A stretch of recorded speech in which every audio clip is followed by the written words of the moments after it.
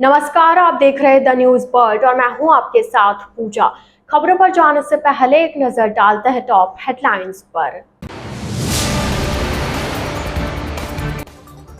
छात्र की संदिग्ध मौत का मामला, निष्पक्ष जांच की मांग को लेकर एबीवीपी का धरना प्रदर्शन।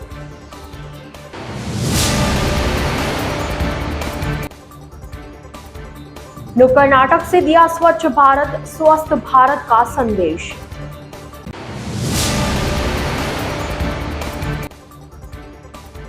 प्रतापनगर थाना क्षेत्र में अवैध हथियारों की धरपकड़।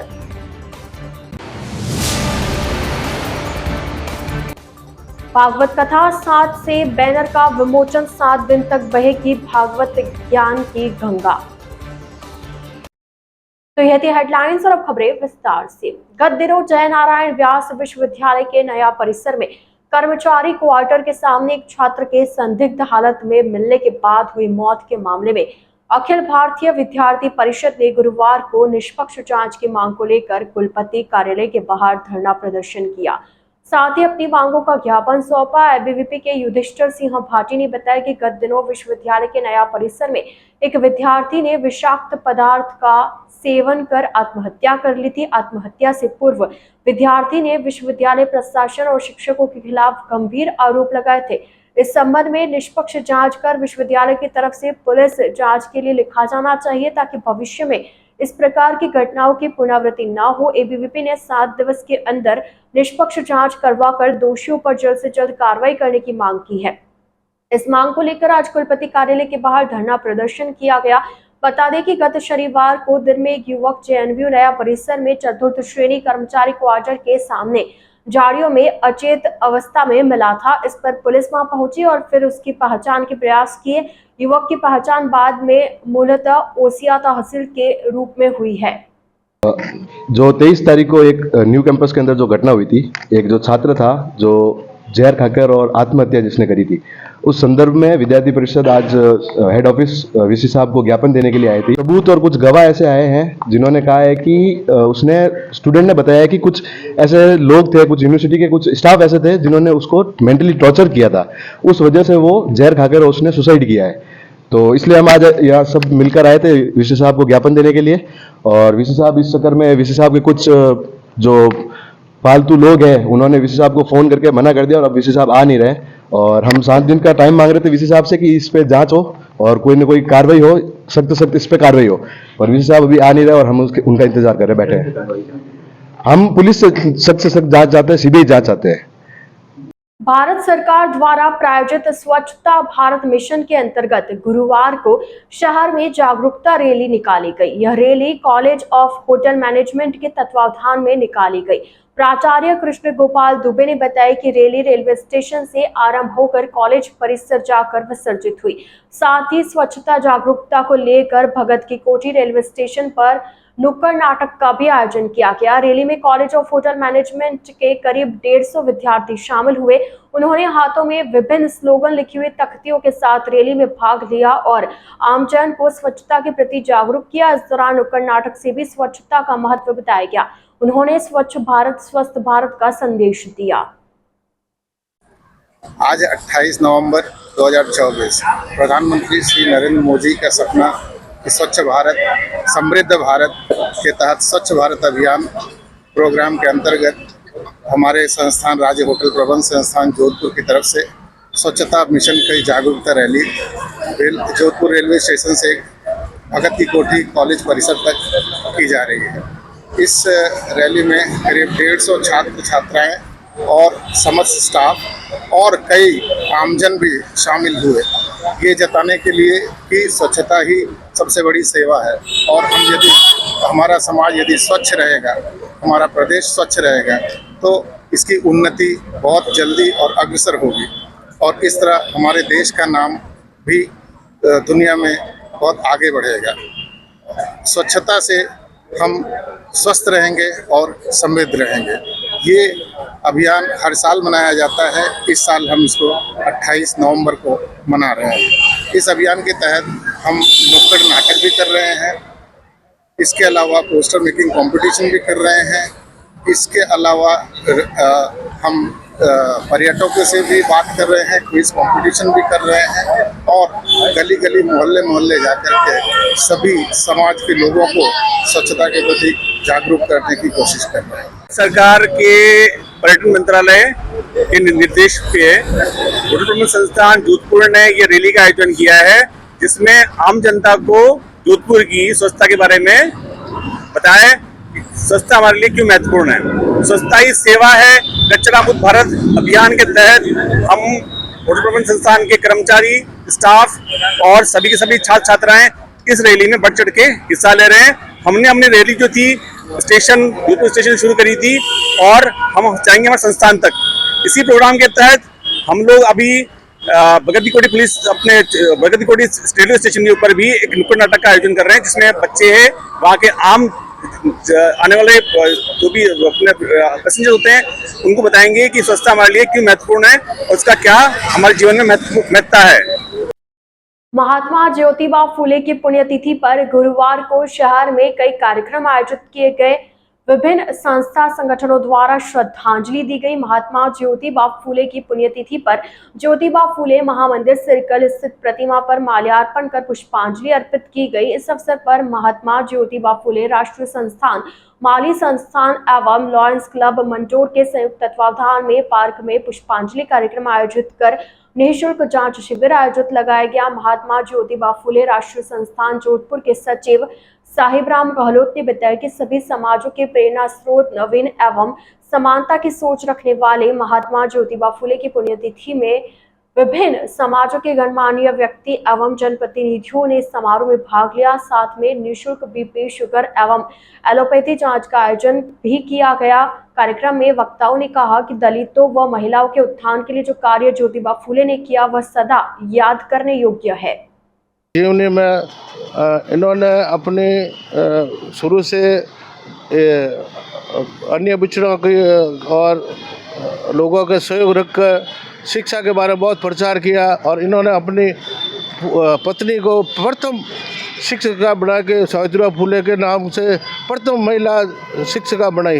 वो इन्होंने काफ़ी संघर्ष किया और संघर्ष में भी इन्होंने जागृति आम्बेडकर साहब के गुरु थे और इन्होंने पूरा सहयोग रखा और इन जीवनियों ने सबसे बड़ा शिक्षा का प्रचार किया, जो भारत में बहुत बड़ी उपलब्धि है। और महिला शिक्षा के लिए इन्होंने बहुत प्रचार किया। इन्होंने पहली महिला अपनी पत्नी को पढ़ाकर पहली महिला शिक्षिका को बनाई।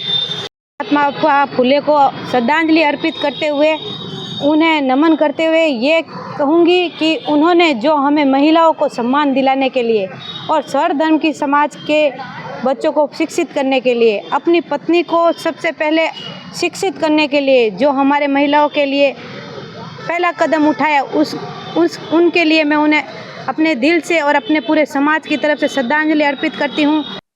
शिव के विधायक रविंद्र सिंह भाटी बाड़मेर जैसलमेर ओरण भूमि को लेकर लगातार संघर्ष कर रहे हैं। इसी ओरण भूमि को लेकर रविंद्र सिंह भाटी ने कहा कि यह ओरण भूमि हमारे लिए पूजनीय स्थल है और सरकार की ओर से कोई ठोस आश्वासन नहीं दिया जा रहा है। प्रशासन भी इस मामले को लेकर लिपापोती कर रहा है। साथ ही उन्होंने कहा कि जब तक इस ओरण भूमि को लेकर लिखित में कोई जांच नहीं की जाती तब तक यह मुद्दा इसी तरह चलता रहेगा और हमारी विरासत है सांस्कृतिक धरोहर और हम सब का कर्तव्य है कि इससे बचाया जाए। वहीं डिस्कॉम की ओर से किसानों को बिजली नहीं देने के मामले को लेकर रविंद्र सिंह भाटी ने कल बाड़मेर जैसलमेर के डिस्कॉम कार्यालय जाकर अधिकारियों को फटकार भी लगाई। इस मामले को लेकर उन्होंने कहा कि पश्चिमी राजस्थान में आज सबसे बड़ा विद्युत उत्पादन क्षेत्र बाड़मेर जैसलमेर है और वहां पर सबसे बड़ा संकट बिजली का है। जो क्षेत्र सबसे ज्यादा बिजली देता है वही दिए तले अंधेरा जैसा मामला हो रहा है। उन्होंने कहा कि वहां के किसान त्राहिमाम कर रहे हैं। सरकार लगातार कहती रहती है कि हम किसानों को 6 घंटे बिजली देंगे, लेकिन 6 घंटे तो बहुत दूर की बात है, 1 घंटे भी बिजली पूरी नहीं मिल पाती।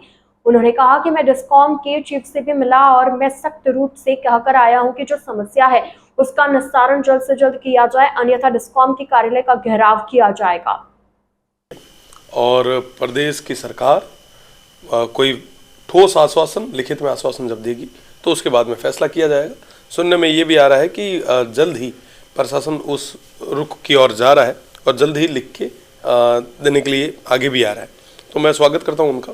बाकी एक चीज़ ये भी स्पष्ट कर देना चाहता हूँ कि जब तक कोई चीज़ लिखित में नहीं आ जाती तब तक ये धरना जारी रहेगा। निश्चित रूप से और हम सभी की विरासत है, सांस्कृतिक धरोहर है, उसको बचाना हम सभी का कर्तव्य है, हम सभी का धर्म है। अच्छा, वहाँ की डिस्कॉम को लेकर के भी आपके कहीं ऐसी लापरवाही है सामने, आप वहाँ गए भी हैं और देखा भी, क्या है वहाँ की? मैं आपको बताना चाहूँगा कि पूरे पश्चिमी राजस्थान में आज बिजली का बहुत बड़ा संकट है। रबी की फसल की बुआई चल रही है और किसान त्राहिमाम कर रहे हैं। आज के समय में जब सरकार ने कहा एक तरफ कि हम दिन में 6 घंटे बिजली देंगे, वहाँ पे पूरी तरीके से 4 घंटे भी बिजली नहीं दे पा रहे, तो किसान बहुत परेशान है। और उनकी बात को जब सुना तो मैं एक GSS पे गया, वाकई कई सारी अनियमितताएं वहाँ पे पाई गई। और कल मैं चीफ से भी मिला था, हमारे जो बाड़मेर में है, और उन्हें मैंने सख्त रूप से कहा था कि किसानों की जो समस्या है इसको पूरे तरीके से हल आपको करना ही पड़ेगा, अन्यथा हम सभी को मजबूरन आपके ऑफिस का और कलेक्ट्रेट का घेराव करना। अच्छा, लोगों को बाड़मेर भेजा जाता है। मैं बताना चाहूँगा कि बाड़मेर कोई डस्टबिन नहीं है। बाड़मेर आज के समय में सबसे ज़्यादा रेवेन्यू देने वाला जिला है पूरे राजस्थान में, और उस जिले की इस तरीके से एक पहचान और साख बनाना ये कतई उचित नहीं है। मैं इस चीज़ की, इस फैसले की कड़े शब्दों में निंदा करता हूँ। सर, वो आपके खिलाफ CBI मतलब CID केस दर्ज हुआ, आपकी जांच हो रही है, उसके बारे में क्या कहना, केस के बारे में? देखिए, मेरा धर्म है कि मैं जनता के बीच में रह के जनता के लिए काम करूं, उनकी लड़ाई लड़ूं। इस दौर में कई सारे मुकदमे भी होंगे, मुझे न्यायपालिका पे पूरा भरोसा है, निश्चित रूप से मैं बाइज्जत बरी होऊंगा। जोधपुर पुलिस कमिश्नरेट के प्रतापनगर थाना क्षेत्र में अवैध हथियारों की धरपकड़ के लिए बड़ी कार्रवाई करते हुए एक व्यक्ति को गिरफ्तार कर उसके पास से अवैध देसी पिस्टल मैगजीन के साथ बरामद की गई। दरअसल जोधपुर पुलिस कमिश्नरेट राजेंद्र सिंह के नेतृत्व में DST टीम के संयुक्त तत्वावधान में अवैध हथियारों की धरपकड़ के संबंध में कार्रवाई करते हुए प्रतापनगर थाना क्षेत्र में एक आरोपी से अवैध पिस्टल मैगजीन सहित बरामद की गई। थाना अधिकारी मुकेश कुमार ने बताया कि थाना क्षेत्र में गश्त के दौरान सूचना मिली कि एक व्यक्ति जिसके पास पिस्टल है, जो राह चलते हुए व्यक्तियों को पिस्टल दिखाकर डराता धमकाता है, वह कायलाना झील के पास घूम रहा है। और सूचना पर टीम मय जाब्ते के साथ पहुंची। फिल्टर हाउस के पास पहुंचकर दस्तयाब करने पर उसने अपना नाम पीयूष बताया। वहीं तलाशी लेने के दौरान उसके पास एक अवैध देसी पिस्टल मैगजीन सहित मिली। पुलिस ने बताया कि आरोपी के खिलाफ मुकदमा दर्ज कर मामले में अनुसंधान किया जा रहा है। चल रहा है हमारे कमिश्नर के श्रीमान DCP साहब के सख्त निर्देशन में और सुपरविजन में हम वेपन्स आर्म्स एक्ट में NDPS में जो अभियान चल रहा है, इसी कड़ी में हमारी जानकारी में आया कि कुछ दिनों से कोई संदिग्ध जो इलाके में कायलाना या जो भी आइसोलेटेड एरिया है वहाँ पर जाकर रात या ऐसे टाइम पे जब ज़्यादा मूवमेंट नहीं लोगों का, किसी को रोक के उसको धमकाना और इस तरह से पैसे लेता है, और उसके पास पिस्टल की जानकारी मिली। हम लगातार प्रयास कर रहे थे, कल हमें पता लगा कि इसका मूवमेंट कायलाना की तरफ है और इसी के तहत हम कायलाना के वहाँ गए हैं और वहाँ जाके हमने इसको राउंड अप किया और इसे पिस्टल बरामद किए, मैं मैगजीन के। पूछताछ में सर कुछ आया इसके सामने? पूछताछ में ये कि ये इसी तरह के एक्टिविटीज में इन्वॉल्व है और इसी कड़ी में इसके पहले से भी 2-3 मुकदमे हैं, जो 2 मुकदमे इसके राजीव गांधी नगर के हैं, एक देवनगर का है, कि राहगीरों को रोकना, उनको धमकाना और उनसे पैसे वसूल करना। अपने आप को कभी फर्जी पुलिस वाला बताता है, कभी वैसे डरा धमका के पैसे लोगों से लेता रहता है। ये इसका मेन प्रोफेशन और इसी पिस्टल का इसी तरह से इस्तेमाल करता है। अभी इससे पूछताछ हम कर रहे हैं कि और क्या क्या इसने किया है, जहाँ भी इसके अपराध में कहीं भूमिका रही तो उसमें कोशिश करें कि इसकी जानकारी जुटाई जा सके। हम इसका PC लेके आएंगे, हमने इसको गिरफ्तार कर लिया है। द न्यूज बर्ड के इस बुलेटिन में फिलहाल वक्त हो चला एक छोटे से ब्रेक का। ब्रेक के बाद जल्द हाजिर होंगे, आप बने रहिए द न्यूज बर्ड के साथ।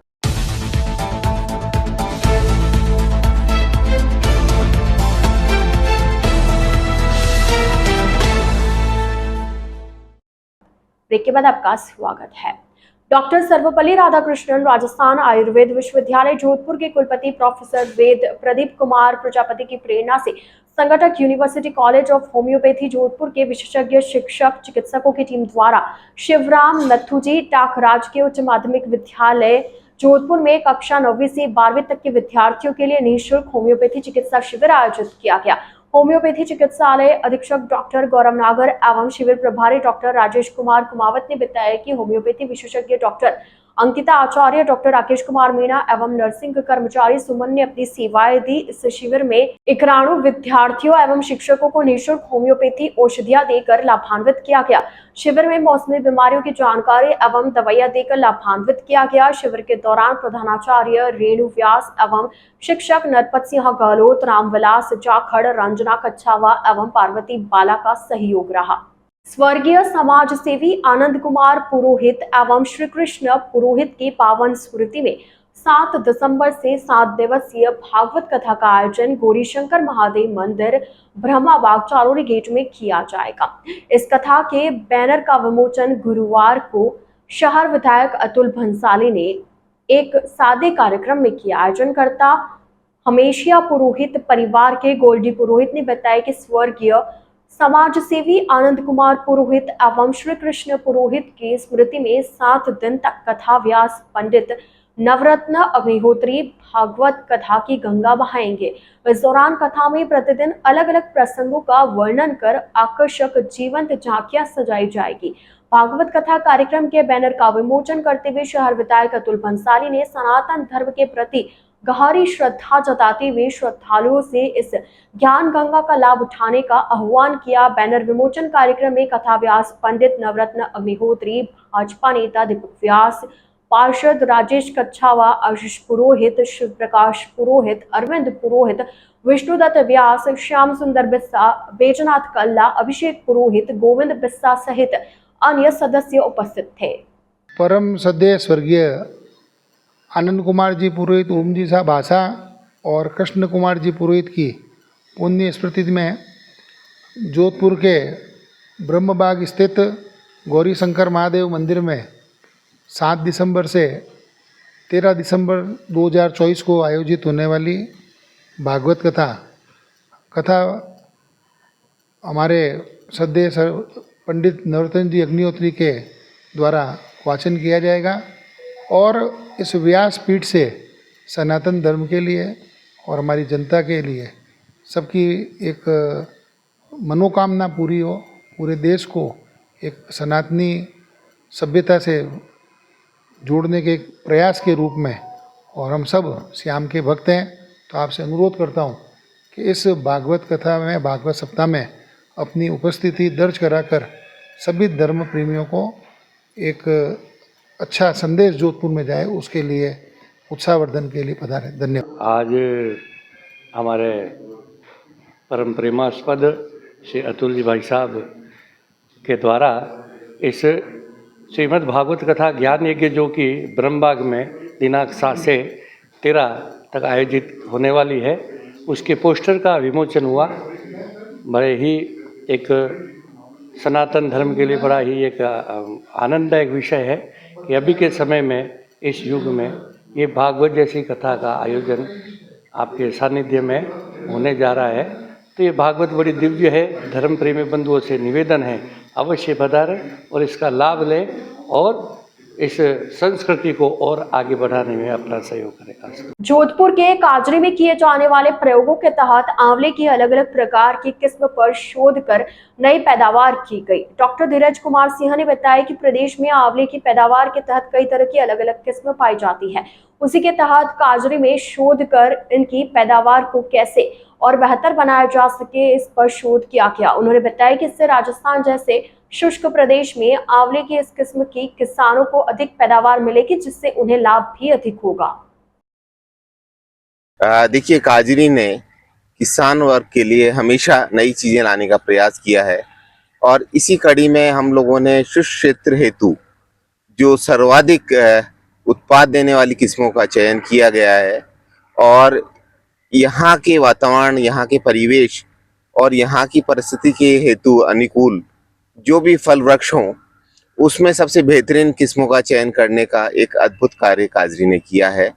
और चूंकि आंवला यहाँ का एक प्राकृतिक पौधा है जो सदियों से लगाया जाता है, आंवले की हम लोगों ने कोशिश की है कि जो भी सबसे बेहतर किस्में हैं जो यहाँ के वातावरण में सर्वाधिक उत्पाद दे सके, उत्पाद के साथ साथ बेस्ट क्वालिटी हमको मिल सके, तो हम लोगों ने यहाँ एक लाइव डेमोन्स्ट्रेशन किया है जिसमें हमने आंवले की जो प्रमुख किस्में हैं, खास तौर पे चकैया, हाथीजूल, नरेंद्र आंवला 7, नरेंद्र आंवला 9, नरेंद्र आंवला 10, इन सभी का यहाँ लाइव डेमोन्स्ट्रेशन किया है।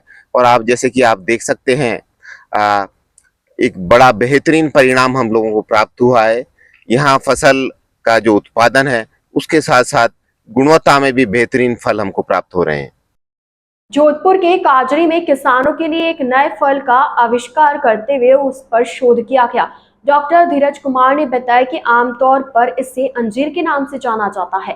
काजरी में अंजीर के डियाना किस्म का आविष्कार किया गया। इस किस्म की खासियत यह है कि राजस्थान की जलवायु में इसकी पैदावार काफी बेहतर है। औषधीय रूप से भी इसके काफी महत्वपूर्ण फायदे बताए गए हैं।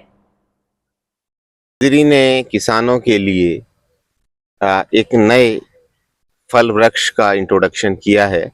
इसको साधारण रूप से हम लोग अंजीर के नाम से जानते हैं, अंग्रेजी में हम इसको फिग कहते हैं। ये फल स्वास्थ्य के लिए बेहद लाभप्रद है। ये अपने आप में एक संपूर्ण वृक्ष है, संपूर्ण खाद्य है। इसमें विटामिन्स, मिनरल्स, खास तौर पे कैल्शियम, आयरन तथा माइक्रोन्यूट्रिएंट्स की भरपूर मात्रा होती है और इसमें शक्कर या शुगर या कार्बोहाइड्रेट्स की मात्रा भी काफ़ी होती है। और औषधीय रूप से भी ये फल बहुत लाभप्रद है। साधारण रूप में सदियों से हम लोग इसको सूखे मेवे या सूखे अंजीर के रूप में हमेशा खाते आए हैं। काजरी ने इसमें इस दिशा में अंजीर की डियाना किस्म को यहाँ इजाद किया है। यह किस्म मूल रूप से हैदराबाद की टिश्यू कल्चर्ड किस्म है और इस किस्म की खासियत ये है कि राजस्थान के इस परिवेश में, राजस्थान की इस आबो हवा में ये फल वृक्ष बहुत अच्छे से लहरा रहा है और इसके साथ साथ ये बहुत अच्छी उपज भी दे रहा है।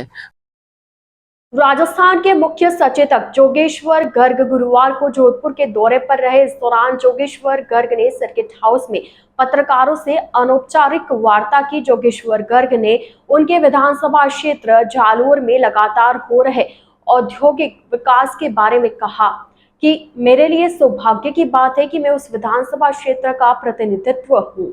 उन्होंने कहा कि इस क्षेत्र में प्रवासी राजस्थानी बड़ी संख्या में औद्योगिक क्षेत्र में ऊंचाइयां हासिल कर रहे हैं। इसी कड़ी में अमेरिका निवासी डॉक्टर अशोक जैन द्वारा भी स्कूलों का निर्माण कराया जा रहा है एवं अन्य विकास के कार्य भी किए जा रहे हैं। सौभाग्य से मैं उस विधानसभा क्षेत्र का प्रतिनिधित्व कर रहा हूँ और उस जिले का प्रतिनिधित्व कर रहा हूँ जहाँ पे प्रवासी राजस्थानी बड़ी संख्या में है। बड़े बड़े उद्योगपति हमारे वहाँ से हैं। ये गोल्ड मेडल, ये जीएम, ये फाइब्रोज, ये मिलेनियम, ये कुंदन ग्रुप, ये सारे हमारे जालोर जिले के और मेरे विधानसभा क्षेत्र के रहने वाले हैं और इन सब लोगों के हजारों करोड़ के बिजनेस चल रहे हैं। उनसे भी मैंने निवेदन किया है कि वो लोग आके अपने जालोर की धरती पर कोई इंडस्ट्री लगाए ताकि यहाँ के स्थानीय लोगों को रोजगार मिल सके। उसी क्रम में आज मेरे साथ हैं डॉक्टर अशोक जैन। दादाल गांव है मेरे क्षेत्र का, वहाँ के मूल निवासी हैं और पेशे से चिकित्सक हैं। पीडियाट्रिक सर्जरी में आपने पीजी कर रखा है और क्रिटिकल केयर के भाई अपने एडवांस वो ट्रेनिंग भी कर रखी है और यूएस में, अमेरिका में आपका मेडिकल का भी काम है, बेंगलोर में भी काम है और भी कई जगह है इनका काम और बिजनेस भी है।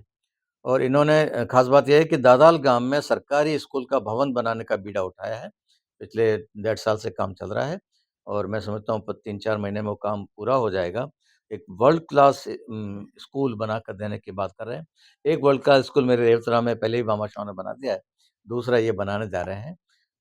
तो मैं इनका स्वागत भी करता हूँ, अभिनंदन करता हूँ और इनसे मैंने अभी निवेदन किया है कि अपने मातृभूमि अपने गृह क्षेत्र में कुछ इन्वेस्ट भी करें ताकि वहाँ के लोगों को रोजगार मिल सके। और अच्छी बात यह लगी, इन्होंने आगे होकर मुझे कहा है कि जिस स्कूल का भवन मैं बना के दे रहा हूँ वहाँ सरकारी सिलेबस के अलावा एक स्किल डेवलपमेंट का मैं खुद एक दो कोर्सेज चलाऊँगा और 12वीं पास करते ही उन बच्चों को तुरंत जॉब मिल जाए, कैंपस जॉब मिले, वो व्यवस्था मैं करूँगा। तो इतना अच्छे इनके विचार हैं और इतनी ऊँची इनकी प्लानिंग है। इसके लिए मैं इनका अभिनंदन भी करता हूँ, इनका स्वागत भी करता हूँ। कि हमारी इच्छा थी कि हमारी पैदाइश राजस्थान की है, परवरिश चाहे बेंगलोर की हो और उसके बाद में अगले 30 साल से हम लोग अमेरिका में हैं। तो जब भी गांव आते थे लगता था कि कुछ करना है मातृभूमि ने कुछ न कुछ करके बुला ही दिया। हमारे माँ बाप की भी वही इच्छा थी, चतुर्मल जी और शांति देवी, बड़े भाई जीतमल जी वो भी नहीं रहे, उनकी भी इच्छा थी कि मानव सेवा का कुछ काम हो जाए। तो इस बीच में जब यहाँ हम खुद राजस्थान में एक पेड़ के नीचे हमने पढ़ाई की थी, और आज भी 40 साल बाद में जब देखते हैं कि गवर्नमेंट ने काफ़ी कुछ किया अच्छा सा, पर फिर भी देख रहे हैं कि अभी भी बच्चे आज भी गाँव में पेड़ के नीचे बैठ के, छाँव के नीचे बैठ के पढ़ाई कर रहे हैं, तो उस दिन हमारा दिल पिघल गया था। तो 26 जनवरी की बात थी, तो उन्होंने कहा कि एक स्कूल के 1-2 कमरे बना के दे दो, तो वो 1-2 कमरों से बात शुरू हुई थी, फिर अब पूरा स्कूल बनाने का हमने कर लिया, काम शुरू किया। उनका उद्घाटन आशीर्वाद जोगेश्वरी जी गर्ग से मिला हमको, खुद आए थे इनॉग्रेशन। उन्होंने बोला था कि जब भी आप काम शुरू करोगे तो हम आएंगे। उन्होंने समय निकाल के 26 जनवरी 2023 को आके इनॉग्रेशन किया, और तब से काम अब तक रुका नहीं है। नेक्स्ट 3-4 महीने में हो जाएगा। तो इसी संबंध में हम लोग, और इन्होंने बताया था कि अभी राजस्थान में हमको इंडस्ट्री लानी है, तो इस चीज़ में आप आइए, बात करनी है। तो हम आए थे इसके लिए। तो लगभग आज हमने medium and small scale industries की जो ज़रूरत है उस चीज़ में बातें की। हमारे काफ़ी रिश्तेदार ऐसे हैं जो शहरों में अपनी अपनी इंडस्ट्री चला रहे हैं, चाहे कोयम्बतूर में हो, चाहे अहमदाबाद में हो, या विजयवाड़ा, हर जगह में हमारे जो जैनों के भाई है, दूसरे कौम के भी जो है, राजस्थान का बंदा कहीं चुप नहीं रहता, जहाँ जाए अच्छा सा कर लेता है। तो इसी तरह काफ़ी उद्योगपति है, तो उन सबकी इच्छा थी कि कुछ न कुछ करना, पर सबको लगता था कि गाँव में क्या होगा, वहाँ तो पूरे खाली काम होगा नहीं, काम रुकेगा, और कौन आयन माता फोड़ी करी। दैट वाज एग्जैक्ट वर्ड उनका था। तो अब जब 2 साल से इन्होंने देखा है कि हम अपना अमेरिका में रहते हैं, बैंगलोर में आते हैं, और फिर यहाँ 1-2 दिन काम संभाल के चले जाते हैं, स्कूल का काम लग रहा था, उनको लगता है कि यहाँ हमको कुछ करना चाहिए, हो रहा है, हो सकता है। तो इस चीज़ में हमने आज 6-7 अलग-अलग इंडस्ट्री लाइन की बात की हमने, और साहब जी ने विनती की है कि किसी न किसी तरह हमको फैक्ट्री लगानी है। यहाँ पे फैक्ट्रियाँ लगेगी तो जॉब क्रिएट होएगा। और अब जब हम स्किल डेवलपमेंट की बात कर रहे हैं अपने स्कूल में, तो वो बच्चा जब 12वीं पढ़ के आता है, he is educated but not employable. वो रोजगारी जॉब के लिए तैयार नहीं है, इसीलिए उनको नौकरी नहीं मिलती। तो उस चीज़ को बदलने के लिए राजस्थान सरकार चला रही है, इंडिया गवर्नमेंट चला रही है स्किल डेवलपमेंट। उसी तरह हम अपने प्राइवेट सेक्टर से भी उसी बच्चे को 12वीं पढ़ते ही उसको स्किल, कुछ ना कोई ऐसी स्किल दे दो, और अच्छे सी ट्रेनिंग दो कि उसके लिए जॉब मांगे, आगे से मांगे कि मेरे को ये बंदा दे दो। तो उस चीज़ में बात की आज हमने, जैसे इलेक्ट्रिकल सर्टिफिकेट कोर्सेज हैं, या कंप्यूटर रिपेयर सर्टिफिकेट कोर्सेज हैं, या अभी सोलार मैन्युफैक्चरिंग का बहुत चल रहा है। तो इस चीज़ में, and I have also spoken to industrialist, काफ़ी लोगों से बात भी की है, वो सब रेडी है इसके लिए। तो आज लगभग हम लोगों ने 200 करोड़ तक का इन्वेस्टमेंट की बात की है। तो इस चीज़ में हमने इनसे विनती की है कि जब भी हमारा इंडस्ट्रियल एरिया लैंड मिल जाए, और कहीं से लैंड मिल जाए, तो हमने कहा हम इंफ्रास्ट्रक्चर बनाएंगे, लगाएंगे। और हमको आज लगभग 10 लोग रेडी है जो हमारे साथ जुड़ने के लिए, यहाँ पे आके राजस्थान में अपनी कोई छोटी से बड़ी फैक्ट्री लगाने के लिए। एसएमई और कुछ न कुछ मैन्युफैक्चरिंग करेगी, तो एक-एक फैक्ट्री की 10, 20, 25 लोग भी एम्प्लॉय कर लेगी, तो 250-500 लोग तो ऐसे ही एम्प्लॉय हो जाएंगे फर्स्ट फेज में। तो उसके बारे में आज काफ़ी डिटेल से हमने बात की है, और हमारी इनसे भी विनती है, इनका तो आशीर्वाद है ही, और ये चाहते भी कि अपने क्षेत्र में कुछ अच्छा काम हो, लोगों को अच्छी नौकरी मिले। और जब किसी बच्चे को यहाँ लोकल नौकरी मिलेगा तो वो क्यों जाएगा शहर? तो उसके लिए 2 चीज़ें होती है, health care and education. Employment के बाद में चाहिए education and health care. Education का भी अच्छा हो रहा है, तो हमारे स्कूल खुद हो जाएगी, 1000 लोगों की बच्चों की स्कूल है, तो वहाँ आपके पढ़ाई इंफ्रास्ट्रक्चर मिल गया, अच्छी पढ़ाई मिल गई, तो हेल्थ केयर हो ही रहा है धीरे-धीरे। द न्यूज़ वर्ल्ड के इस बुलेटिन में फिलहाल के लिए इतना ही। आइए चलते चलते एक बार फिर नजर डालते हैं आज की टॉप हेडलाइंस पर। छात्र की संदिग्ध मौत का मामला, निष्पक्ष जांच की मांग को लेकर एबीवीपी का धरना प्रदर्शन।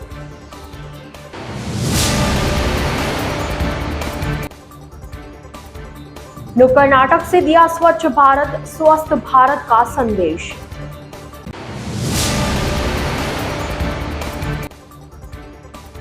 प्रतापनगर थाना क्षेत्र में अवैध हथियारों की धरपकड़।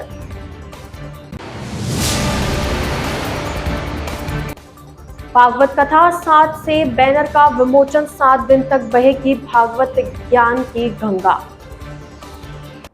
तो अब दीजिए इजाजत पूजा को, और आप इसी तरह बने रहिए द न्यूज़ वर्ल्ड के साथ। नमस्कार।